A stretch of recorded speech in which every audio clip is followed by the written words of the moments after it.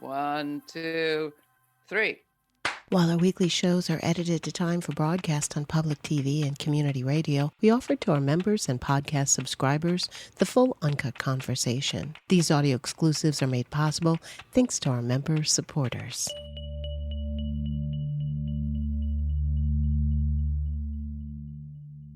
If today's guest wasn't quite so generous, kind, and funny, he could really get under one's skin.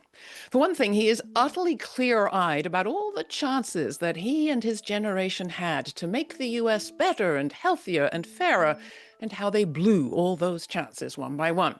He's also under no illusions about how those very failures led to the deadly regime of cruelty, chaos, and corruption that we are living in now. He is starring in a film about the importance of public education and how he's leaving that field just as it's fighting for its life. And he has just published a poignant book on all of this August, which made for miserable vacation reading. As if all of that wasn't exasperating enough, he also has the gall to publish a cheery, resistance-focused Substack that assured readers recently that presidential warmongering and a looming recession notwithstanding, rebellion is rising and the overthrow of despotism is close. He also makes endless bad puns about his diminutive height. I am referring, of course, to the towering social critic and economic powerhouse, former Labor Secretary and longtime professor Robert Reich. Who knows? I'm kidding, I hope. Robert Reich's latest book, just out, is titled Coming Up Short, a Memoir of My America. The documentary about his teaching career, called The Last Class, is playing at cinemas across the U.S. He is the co-founder of Inequality Media and hosts the weekly Kaffee Clutch podcast and writes a newsletter on Substack. And as so many have mentioned already, he is a social media star with his sketches and explainers. It is my very great pleasure to welcome back to the program, Robert Reich. Welcome. Well, thank you. Laura, it's nice to see you again. You too. So let's get the cheery stuff out of the way to begin, shall we? Oh, no, we need more cheeriness stuff. Let's make this entire discussion cheerful if we possibly can.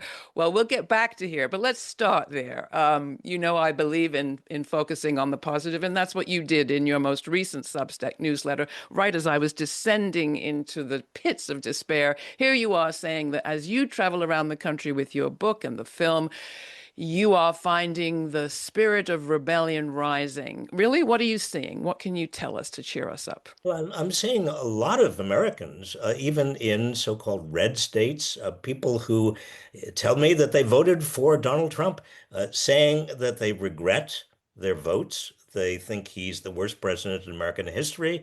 They really don't like what he's doing in terms of taking over, occupying American cities and treating immigrants almost in an arbitrary and really a very negative way. I mean, whether they are here legally or illegally, not making much of a differentiation, not providing due process to make sure that the dragnet is actually really focusing on the people who it ought to focus on, and many people are just are at wit's end. And I've been across the country, hawking, peddling my book.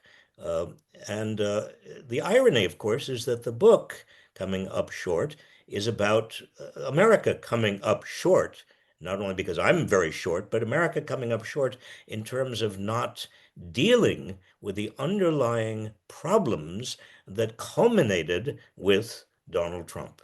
Well, that's where I want to go next, because you are saying in this recent Substack that Trump might be losing, but your book, as you just pointed out, describes these long-term trends that go way beyond fixing through a change in the occupant of the White House or a majority in Congress. So how do you square those two things? You call it ironic, but it's more than that. Well, actually, Laura, you and I over the years have talked about some of these underlying trends, and particularly the twin trends of widening inequality of income and wealth and political power. But also with that widening inequality comes more and more corruption in the form of everything from legalized bribery, money that goes to people who are candidates for office, and also into public affairs and armies for corporations, armies of corporate lawyers. I mean, we were seeing, and we saw even before Donald Trump, a society and an economy and a politics that was getting out of control. We could not have stayed on the road we were on. Sadly, it has ended, at least this part of the road, with Donald Trump. I hope we are going to be learning something from this horrible experience. Well, what do you learn from the failures that you document in the book? Or maybe I should say, because there's a lot of them in there, which ones haunt you most? Which do you think were the most decisive? Welfare reform, NAFTA, North American Free Trade Agreement? You were in the Clinton administration in those early years. That seems to be sort of the heart of your sense of disappointment, is what happened then while you were there. Well, I tried to fight Laura very hard, and I am proud of some things that were done. The Family and Medical Leave Act, I think, was a major milestone. I think that I was an advisor to Obama. I think the Affordable Care Act was very, very important. I mean, Democrats and Democratic presidents have achieved some important milestones over the past several decades. But I was also around when Bill Clinton deregulated Wall Street, which I think was the beginning of what we ultimately saw in 2008, a Yeah. financial crisis in which the banks were bailed out, but nobody else was. A lot of, millions of homeowners lost their homes and millions of people lost their savings and jobs.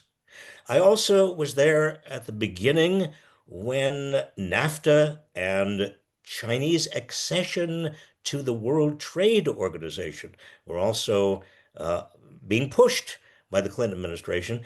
And I think that particularly China's accession to the World Trade Organization resulted in a tidal wave of imports, inexpensive from China. Now, obviously, we all benefited from the fact that they were inexpensive, but the costs and losses were focused on a lot of the working class in America who lost their jobs again and never really recovered. I spent many, many years, both as labor secretary and then after that going to the Midwest, what we used to call the Rust Belt, to the South, places where a lot of factories and communities used to be that depended on major factories, and talk to people and listen to what they had to say. By 2015, Laura, I kept on hearing people say to me, in these communities all over America, what we really want is somebody who's going to shake things up because the whole system is rigged against us. We are very attracted to two people. And I said, who are you attracted to? Because, in 2015, the leading Democrat was Hillary Clinton, the leading Republican was Jeb Bush. And they said back to me, well, we're most attracted to Bernie Sanders and Donald Trump. And I remember when people started to say that to me in these meetings I had all across America, I said, how can you even say those two names, Bernie Sanders and Donald Trump, in the same sentence? They are so different. But to many Americans, at least in 2015, 10 years ago, it they represented people who were outside politics, people who were authentic. Little did they know with the case of Donald Trump, people who would represent them, people who would, in effect, stop the bullying that they felt and be their bullies when it came to the powers that they thought were bullying them. Well, the rest is history. Well, before we go forward into this moment, I want to go back to that NAFTA moment for a second because there were people. I mean, Ross Perot was one who was saying this is you're going to hear a sucking sound of all US jobs going around the world. But the globalists, Clinton being one, and you were with a pack of them, were saying, no, no, this is going to raise all boats. Both we're going to enforce labor standards and environmental protections around the world. This is going to be, a step forward towards global integration and therefore peace. Didn't happen. Why? And as somebody who was outside complaining even then, I do wonder what we could have also done differently. Outside critics, people outside of the administration, because there were trade unions and many who were raising their voices. I think in retrospect, the underlying problem is that the United States did not have a re-employment system that would, if people lost their jobs due to anything, trade or fundamental changes in the economy, uh, help them get new jobs that paid at least as well as the jobs they lost. That would include retraining, job placement, job search assistance, and also insurance to make up the difference in terms of the old job and the new job that they could get. But we didn't have that. And as a result, trade became a real problem for many Americans, particularly those who didn't have college educations, particularly those who were in the Midwest or the South, in places where they depended for their futures on factories and on manufacturing and on unions. Uh, and of course, not only did manufacturing start disappearing, but unions started disappearing as well. And we could talk about that. That is another story in the book, but it's a piece of the puzzle. And so, what are the lessons for those of us outside? I mean, as somebody who was inside, are there things that people or organizations could have done to better help you in your critique or the other dissidents, perhaps, who were inside the administration? Well, I think it's a matter of understanding that economies do change, but we have to bring everybody along. You can't simply say with a kind of neoliberal wand, well, let's just open things up to trade and to privatization and to deregulation and to all those wonderful ideas. I say wonderful ironically, that neoliberals had in the 1980s, 1990s, and then through the early decades of the 20th century, without understanding fundamentally that people do need some help Yeah. along. And it's not a matter of giving them handouts, it's a matter of helping them move in an economy that is in constant motion, helping them and their children do better if they are playing by the rules, if they're working hard. Laura, we used to have an unwritten contract in this country, kind of a social contract, that if you did work hard, if you played by the rules, if you were good parents, if you tried very hard, you would not only do better during the course of your working life, but your children would do better than you. And that is what has come apart, particularly for people without college degrees, particularly for families without college degrees, particularly in particular areas of the country that have been overlooked in terms of the new economy. And so many people have become so disaffected and angry and felt looked down upon by these winds of change. And the United States didn't do anything. We didn't really help the people who were being left behind become part of the future.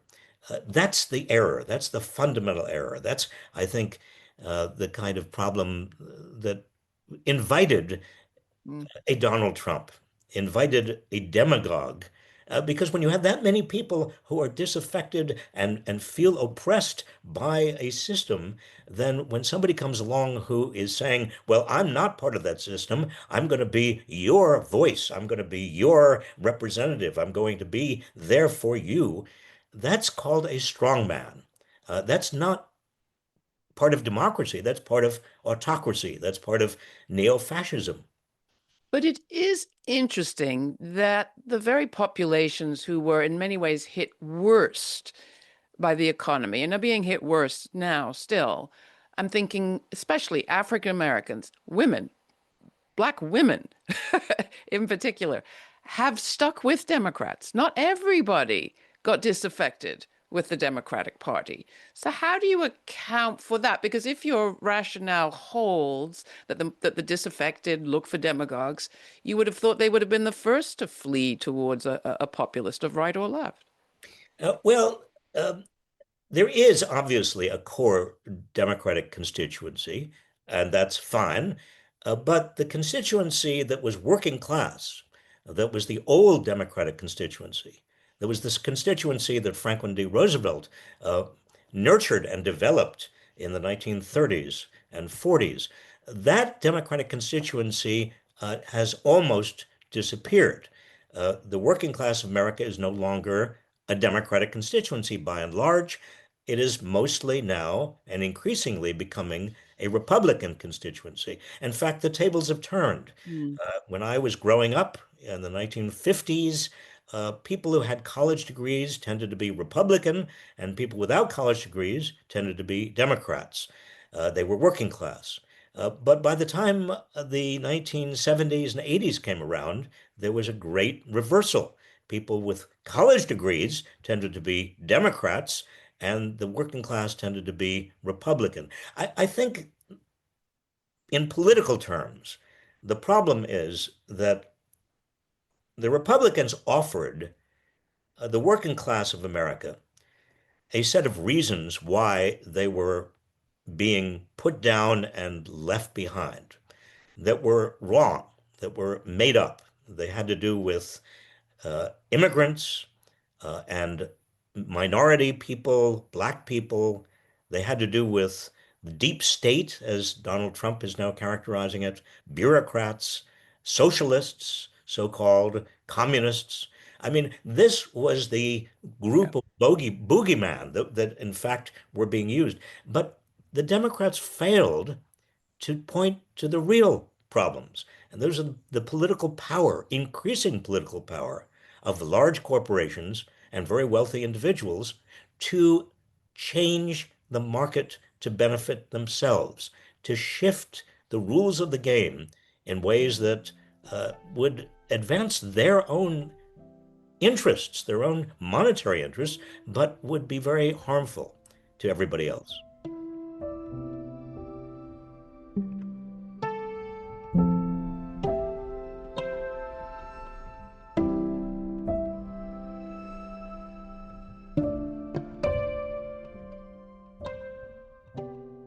So you have this shaving off, especially of the white parts of the working class, into this kind of zone of easily manipulated, while you have this huge, if you want to hear the sucking sound, it's of money and assets and wealth sucking up to the richest 1%. Today we find ourselves, well, where we find ourselves, with a deflector in chief as our president.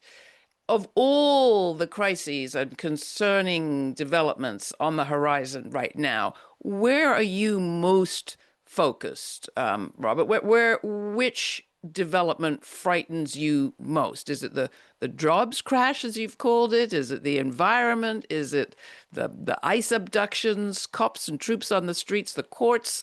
Which? Well, Where should we be watching? there are so many places to look. I mean, Steve Bannon, who's an advisor to Donald Trump, has been advising him for years to flood the zone, as he Yeah. called it, which is basically means overwhelming um, Democrats and progressives and liberals and everybody else, just even average people, with so much news and so many things that are irritating or amazing or exasperating or outraging that it's very difficult to even grasp what is going on. But from my standpoint, the most really, I think, worrisome things are number one, the loss of democracy, the loss of our rule of law, and with that, everything from due process to the safety that we should feel as individuals in what had been the world's leading democracy, that there's not going to be recrimination against us if we criticize the president, that we can not worry that there is going to be maybe police who will be grabbing us off the street and disappearing us because we have brown skin or speak with an accent. I mean, these are fundamentals. And I grew up in a house when I was a young boy, in the shadow of Hitler and Nazi Germany. And as a Jewish child, and with my parents extremely kind of well, they had seen what they never realized during World War II. Most people in this country didn't know the depths of the Holocaust. But I remember my parents in the 50s just overwhelmed Mm. in terms of their feelings of fear and just disgust that this went on. You tell a great story, or powerfully memorable story in the book about moving house and what you thought was a welcoming committee coming to your door.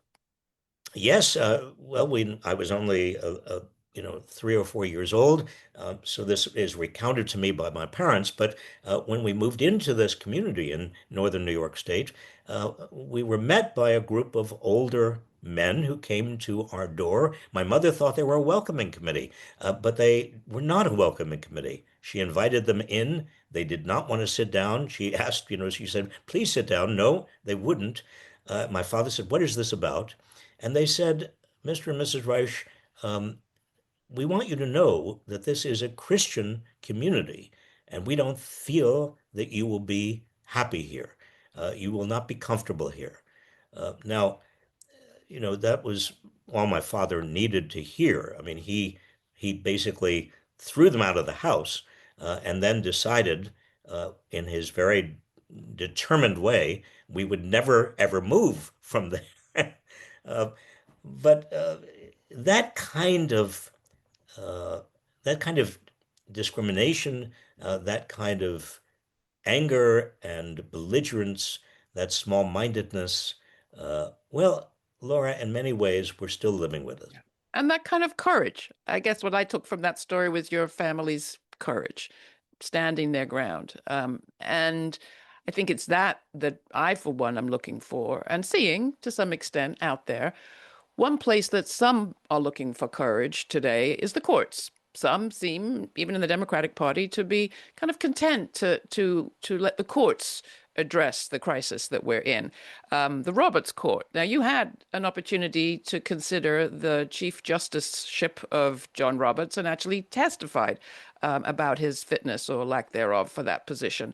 What can you tell us about John Roberts, and what do you say to those who think, well, they'll leave it in his hands, it'll all work itself out? Well, I don't think it's going to work itself out.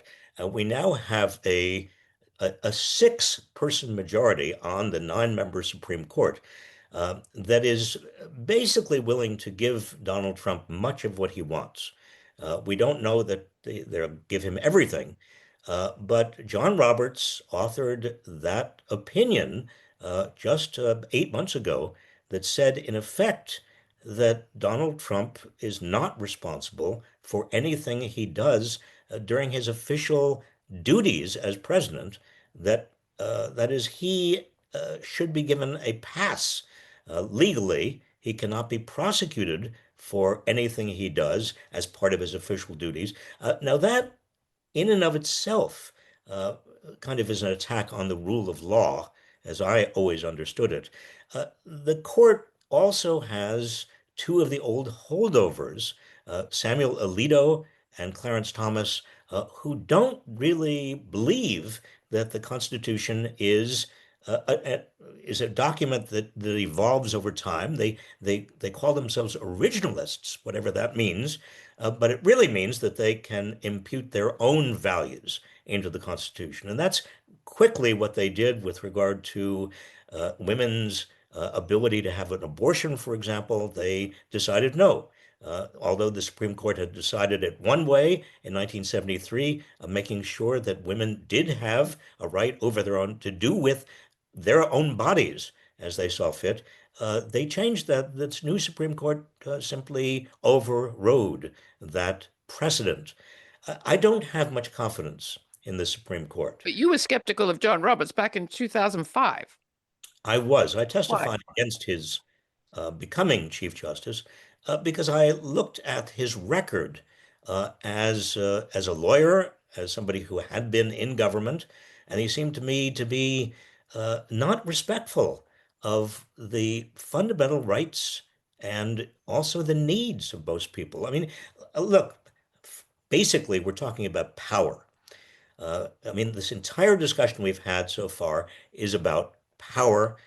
One of the themes in my book is bullying, that if you let the people with power uh, just do whatever they want to do, if there are no constraints on them, they will brutalize people who have less power.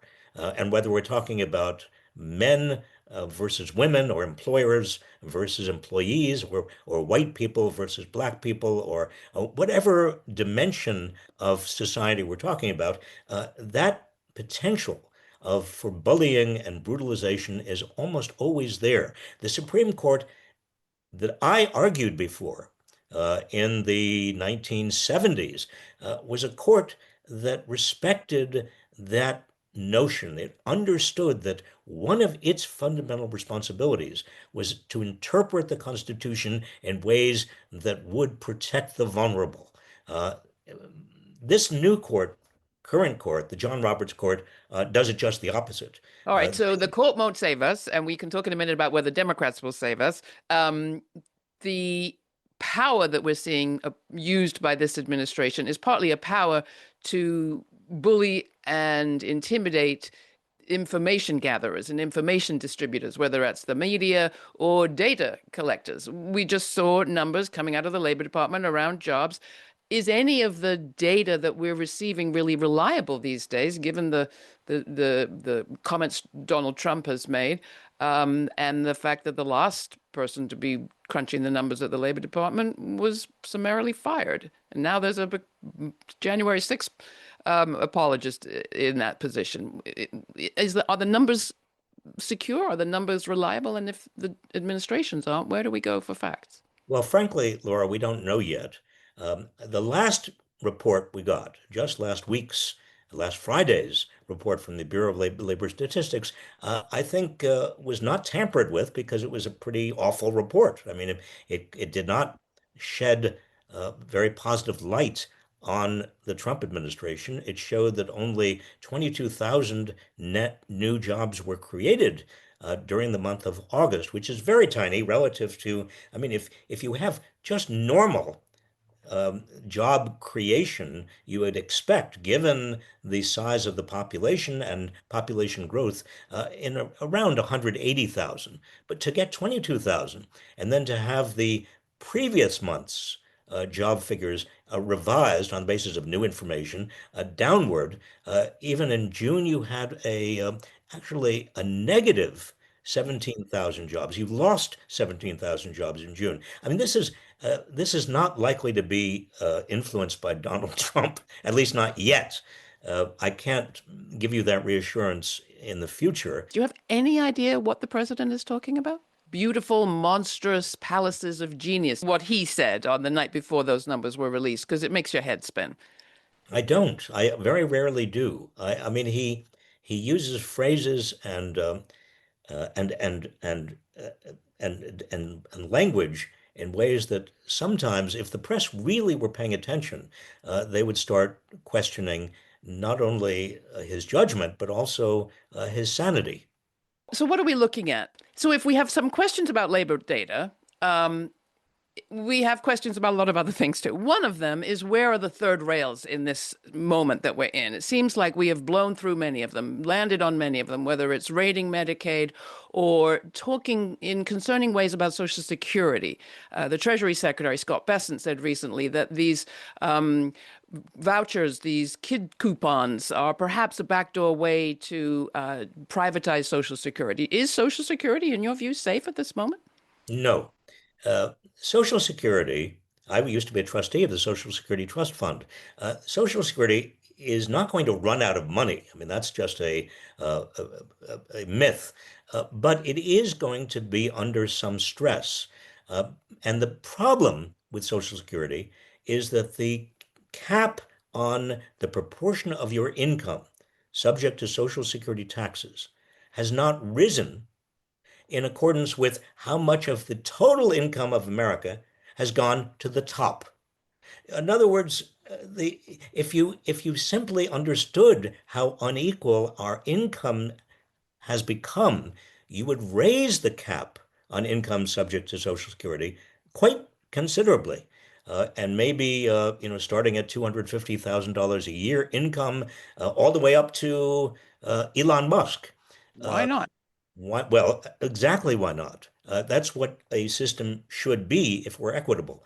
So the problem with Social Security is not that the Social Security Trust Fund is going to run out of money per se. The problem is that it's not now based on a realistic assessment of the inequality that is now built into our labor market. That needs to be fixed. But I do worry that this administration is going to attack Social Security. Elon Musk, now that we're talking about Elon Musk, where I was, he and his Doge did begin to attack the Social Security Administration. And that was sort of in many ways a test run because Social Security had been the third rail of American politics. If they could attack the Social Security Administration without too much public uproar, then they might be able to do something that every Republican president has been trying to do since the start of Social Security, or certainly every Republican has been trying to do since 1935, and that is get rid of Social Security. It has a huge, huge following. People love Social Security. It is one of the most important and favorable programs that the federal government has ever come up with. But that's why Republicans would like to attack it. And believe me, they will try. Hi, lovely listeners. Laura Flanders and Friends is, as we say, the place where the people who say it can't be done take a back seat to the people who are doing it. Our guests are doing it. Now we just want to thank you, our member supporters, for doing your part. All of you who have yet to become members, please do it. Join our community today by making a one-time donation or make it monthly at lauraflanders.org/donate. That's lauraflanders.org/donate. And a reminder to hit that subscribe button wherever you get your podcasts. And thank you. Now back to our full uncut conversation.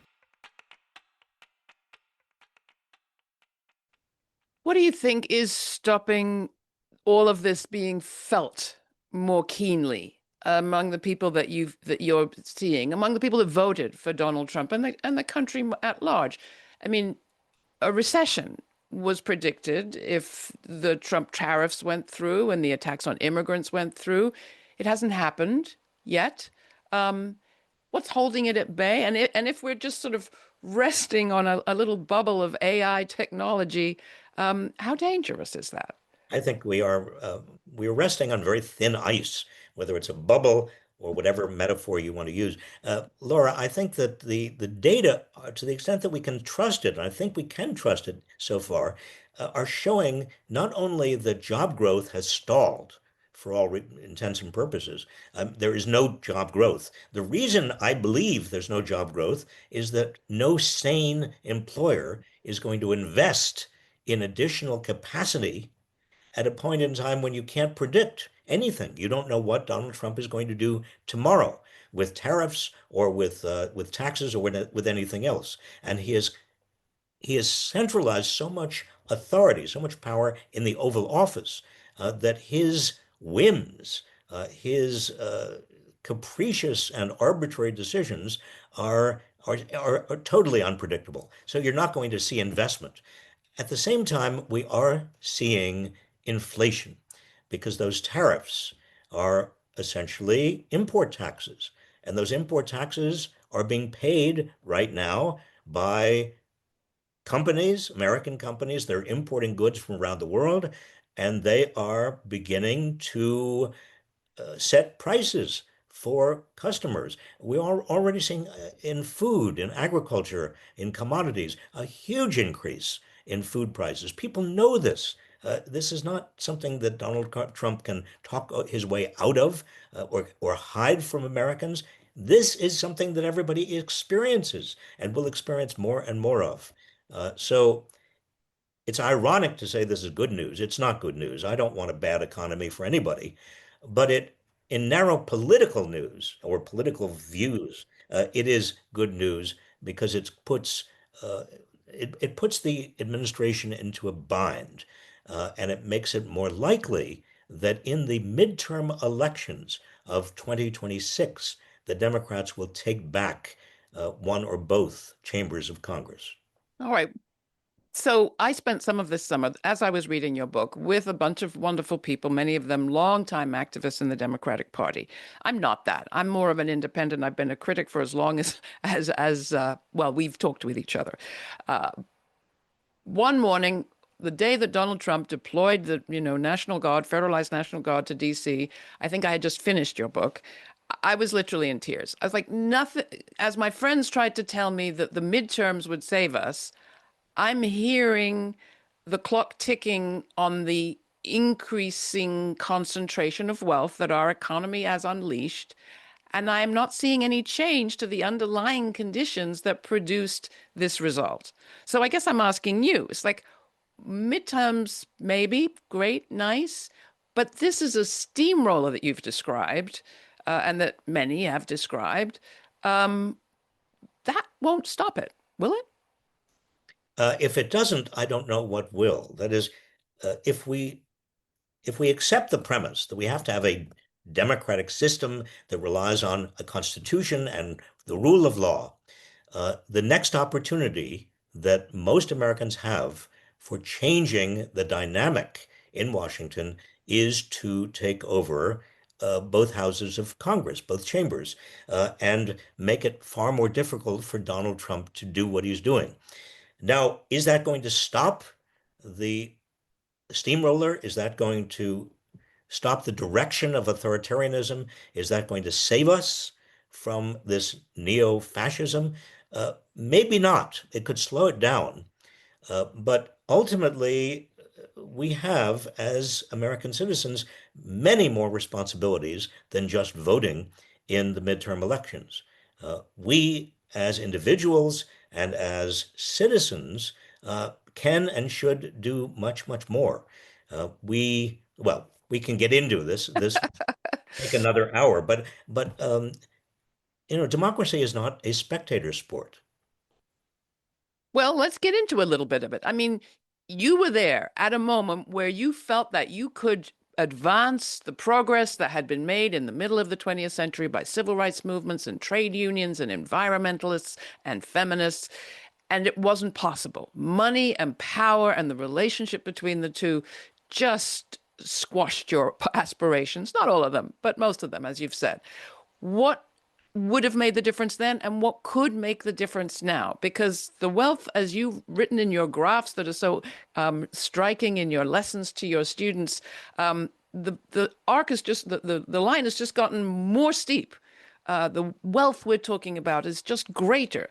Elon Musk, who you mentioned, just cut a deal with the board of Tesla that would make him a trillionaire in a few years. The world's first. What stops this? What stops it is public outrage. A century, more than a century ago, we had the first Gilded Age in the United States that bears remarkable similarity to what we're going through now. In that first Gilded Age, we had uh, the equivalent of billionaires, the equivalent of Elon Musk. They were called at that time robber barons. They ruled American industry. They were monopolists. They made sure that workers were paid very, very little. They corrupted politics. Some of them sent their lackeys to put sacks of money on the desks of pliant legislators. I mean, the first Gilded Age, starting in about 1890, ending maybe the first decade of the 20th century, was a model in a way for what we are now going through. But the good news is that the public would not stand it. The public rose up. There was a huge outcry, a huge response, negative response to the first Gilded Age. We had what historians call the progressive era. following upon that Gilded Age. And the Progressive era was an era of great reform, starting with antitrust, anti-monopoly law, laws that restricted what corporations could do, uh, laws that limited what corporations could do with regard to selling food and medicines and pure and everything else that the public was beginning to feel and understand was a result of concentrated economic power and great wealth at the center. We also instituted an income tax uh, and and several wealth taxes. This was a remarkable era, Laura. Now, if you get that kind of response to the first Gilded Age, a progressive era, why would we not have another progressive era uh, as a response to the Gilded Age we are now in, the second Gilded Age? I think we will. My point is that we could not have stayed on the road we are on in terms of inequality and also corruption. Uh, Way before Trump, we were on that road. I saw it. I lived it. Um, I did what I could to stop it. But Donald Trump again is the consequence, the culmination of 4 decades of being on this road. And yes, it's terrible, and yes, it's he's an authoritarian and a neo-fascist, I would call him. But I think that we needed maybe to go through this in order to appreciate what we were taking for granted before this, uh, in terms of democracy, rule of law, due process, an economy that was working for all rather than for a few.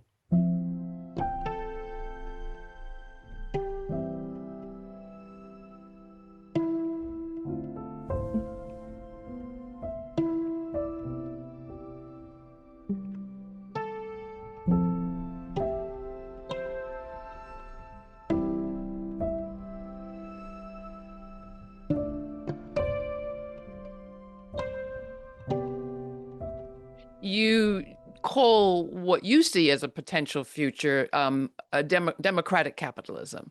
Um, what are the sort of what are the parameters of that? What's the thumbnail sketch of that in your view? Well, it's really quite simple. It's a capitalism that is working for everyone, that adheres to the social contract I mentioned before, in which if people work hard and they play by the rules and they really do what they can for their children and for their communities, they will be rewarded. They will be rewarded with a part of the prosperity that is endemic to a society that is working well. Um, so you have companies that have profit sharing. You have programs that provide people with universal health care.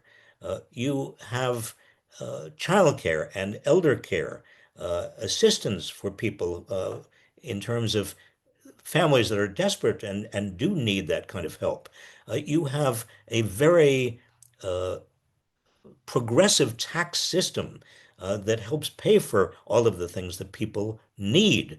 So the Elon Musks of the world, the trillionaires, end up having to support some of these social benefits. Uh, and some of the social benefits are in the form of infrastructure and basic research and education, that we must rely on in terms of developing an economy that is truly a good economy that's working for everyone. Do Uh, you see Democrats out there who are accepting, who are advancing that agenda? And if so, who? And what do you think of their chances? some of them are. I mean, they are the legacies of Bernie Sanders. AOC would be one good example. Mamdani in New York Laura might be another Mandani. one. There are progressives, good progressives around the country.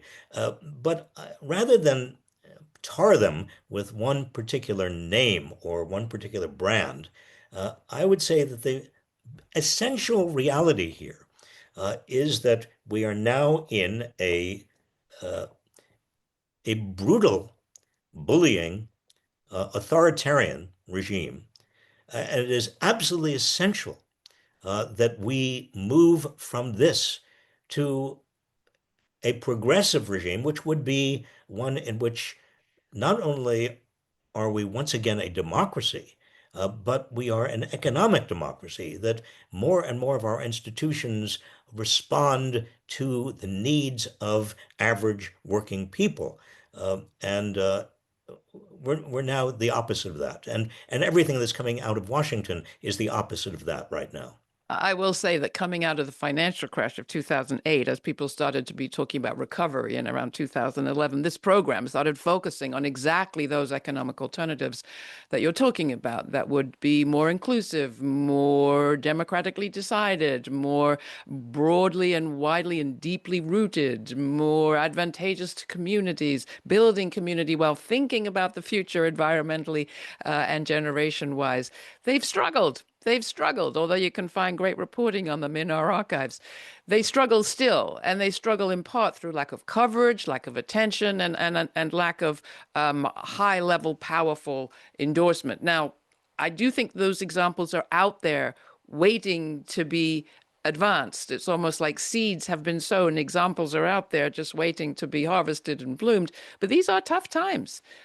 People are afraid. And what we're seeing instead is a lot of people falling for the crypto idea. And while we're at it, what is crypto? Why do people fall for it? And what are the dangers there as you see them? Well, it's a very dangerous phenomenon because it's crypto is essentially nothing. I mean, it is analogous to making a fetish out of roses. Uh, you know, I'd prefer that. well, it might be nicer, but you see, it is inevitably going to leave people holding the bag.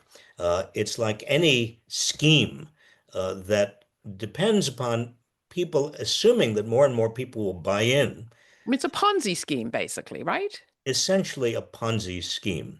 Exactly. More and more people will buy in. You buy in on the expectation that more people will be following you. But eventually, all Ponzi schemes come to an end. Somebody is left holding the bag, and I can assure you that the people who got in early, like Donald Trump and his family, are not going to be left holding the bag. They're going to get out before the Ponzi scheme completely unravels. The other problem with crypto in particular is that it uses up huge amounts of energy and huge amounts of water. It is a vehicle for some of the most nefarious kinds of transactions, whether you're talking about money laundering or or criminal, basically criminal activities around the world. They are using crypto to hide their criminal transactions. So there is no redeeming social value to crypto, except again, it can make people very rich on the basis of other people following them into that quagmire. Some people in particular. So to close, I adore hearing you and talking to you because of your optimism, your confidence, and your belief in the American people.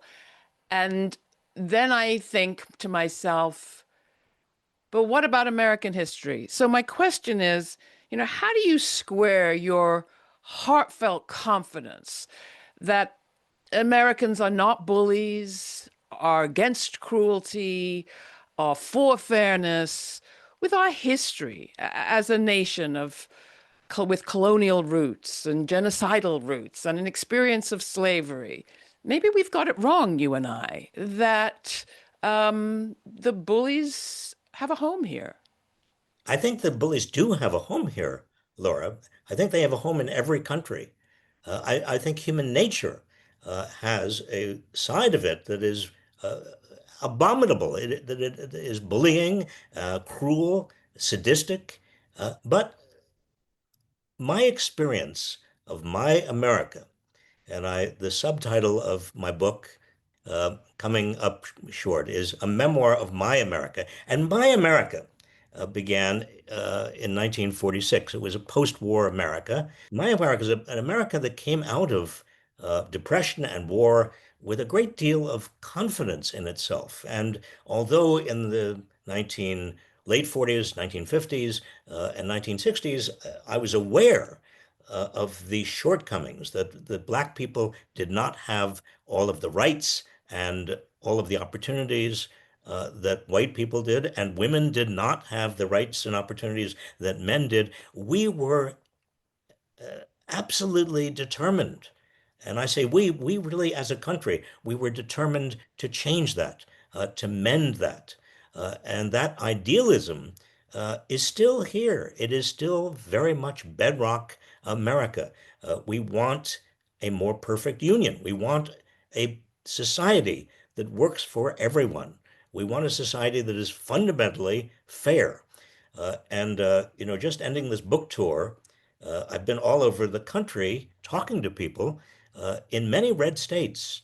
And I hear people saying to me in various ways and in various forms, they're saying, we love America and we also love an America that is fair, that is an America that treats people well, an America that understands that the best of our history is a history that reaches out to make opportunities for people, equal opportunity.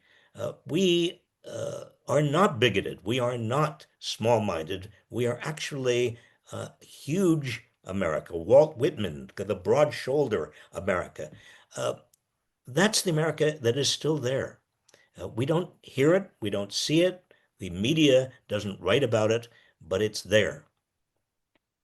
The question I ask all of our guests at the end of these conversations is about the future. And I'm going to ask you, you've written a memoir looking back, now looking forward. Look forward 25, 50, I don't know, 100 years. What do you think is the story the future will tell of this moment? Well, I think that we are at a point in time where the future could go one of two very, very different ways. Uh, I think that there's a great deal of social learning going on right now.